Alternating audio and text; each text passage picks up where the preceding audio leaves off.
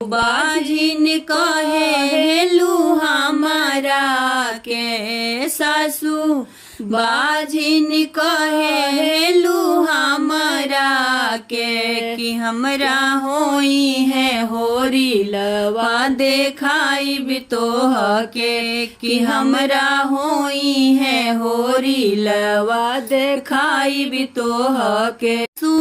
बाझिन कहेलू तू हमारा के हो सासू, बाझिन कहेलू तू हमारा के हमरा होई है होरी लवा देखाई बितोह के कि हमरा होई है होरी लवा देखाई बितोह के।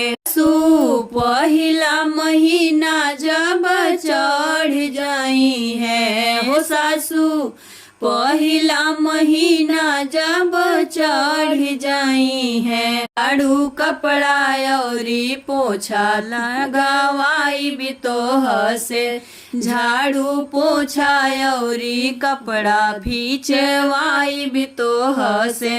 गोतीन बाझिन कहेलू तू हमरा के गोतीन, बाझिन कहेलू तू हमरा के हमरा होई है होरी लवा देखाई बितोह के कि हमरा होई है होरी लवा देखाई बितोह के। एगो तीन बाझिन कहेलू तू हमारा के, एगो तीन बाझिन कहेलू तू हमारा के हमरा होई है लाला लावा देखाई बितोह के हमरा होई है होरी लावा देखाई बितोह के। तीन छठवा महीना जब चढ़ जाई है एगो तीन छठवा महीना जब चढ़ जाई है हाथ गोड़ डाढ़ पीठ दबावाई बितोह से, हाथ गोड़ डाढ़ पीठ दबावाई बितोह से।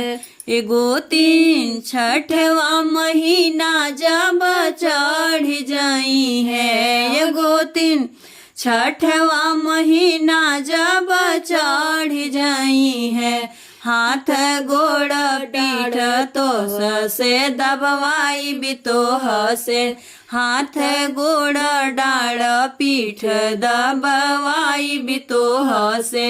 दो बाझिन कहेलू तू हमारा के ननदो, बाझिन कहेलू तू हमारा के हमरा होई है होरी लवा देखाई बितोह के तोहरो होई है भतीजावा देखाई बितोह के।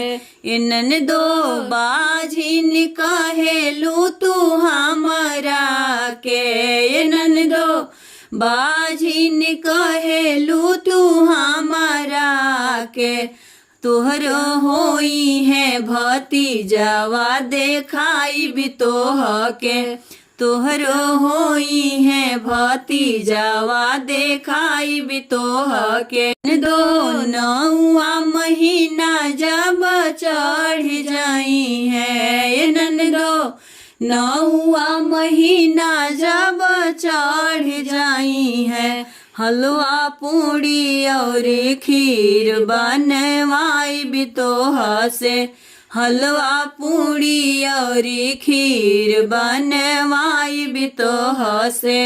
एगो तीन बाझिन कहेलू तू हमारा के सासू, बाझिन कहेलू तू हमारा के हमरा होई है होरी लवा देखाई बितोह के हमरा होई है होरी लवा देखाई बितोह के।